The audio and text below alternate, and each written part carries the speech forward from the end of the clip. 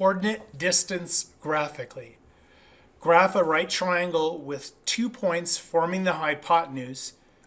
Using the sides, find the distance between the 2 points in simplest radical form. So first of all, I want to let you know they're telling you outright that the hypotenuse is the diagonal. So that's your C value. This second thing, I'm going to give you a big hint when it says simplest radical form. You can use a calculator for the operations, but your final answer, you're going to have to try and break that number down. And I'll show you how to do it. I'll give you an example where it does simplify, and I'll give you an example where it does not simplify. So let's make our triangle. So it looks like I'll go down 2, and then this one, it's obviously longer than 2, but let's count it. So the first one is going to be 2.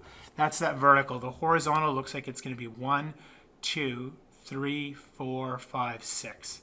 So I've got 2 and 6. I'm not sure what the hypotenuse is. We'll work that out. So let's head over to our sheet of paper. Let's begin by drawing a triangle that represents this as best we can. And again, it doesn't have to be perfect, but it's just going to help us kind of set things up and make sure we understand. So here's our right angle. We already know that that's a 2, and we know that this is a 6. I'm going to call this one A, and I'm going to call this one B. And then this one, they told us, they said it's the hypotenuse, so that we know that that's C. Now I'm just going to use my color coding. Again, the legs are the sides that actually make the right angle. And so A is 2 and B is 6.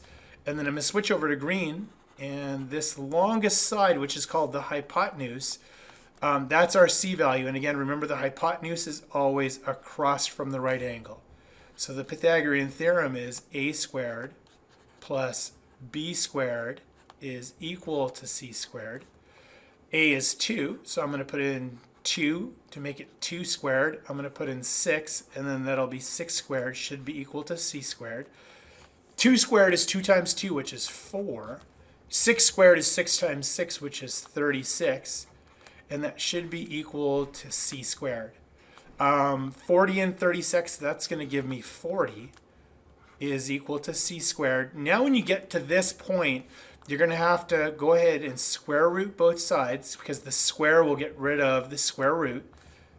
And then I'll have C is going to be equal to whatever this breaks down to. Again, don't just put root 40, because if this actually simplifies, you will get the answer incorrect. Again, the key thing, it says, if it says simplest radical form, get ready to break it down, because most of the time it will. All right, so here are the steps we go to break down a number. So number 1 is I'm going to write root 40 or radical 40, and I'm going to break it down. I always like breaking things down into even number, or by 2, because it's an even number. So that's going to be 2 and 20. You could use any 2 numbers. I'm going to do 2 and 10, just because I know that 2 is prime. And then I'm going to break down 10. Let's see, 2 and 20. 2 and 10, and that's going to be 2 and 5. And so now that we've broken it down to the prime numbers of 2 times 2 times 2 times 5, the step after that is we want to go ahead and write those numbers underneath the radical symbol. So I would have 2 times 2 times 2 times 5. Again, break these down to primes, put them underneath the radical. After that, we want to pull out any pairs. So it looks like I've got a pair of 2s, and I'm going to put a 2 on the outside. I would like to pull out a 2 and a 5, but those don't pair up. So my last step now is to simplify this. The only number I have on the outside is 2. If there was another set of numbers there, I could multiply them, but that's going to be just a 2 on the outside. And then on the inside, 2 times 5 would just simplify to 10. So that's the square root of 40 will simplify to 2 root 10. And that's what we're going to put into delta math.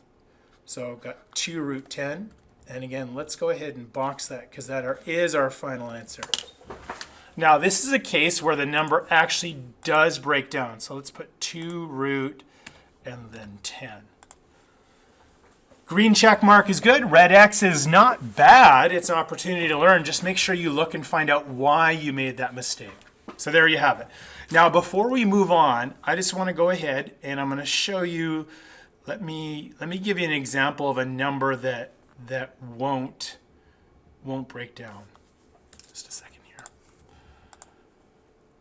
Okay, so over here in this rectangle here, I'm just going to give you an example of a number that won't break down. So just to make sure everybody sees this is just an example.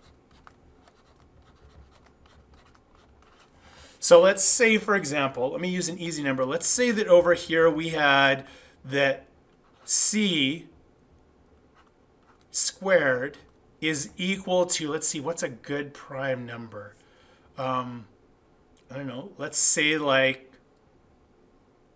13. Everyone probably knows that 13 is a prime number. That's not going to break down.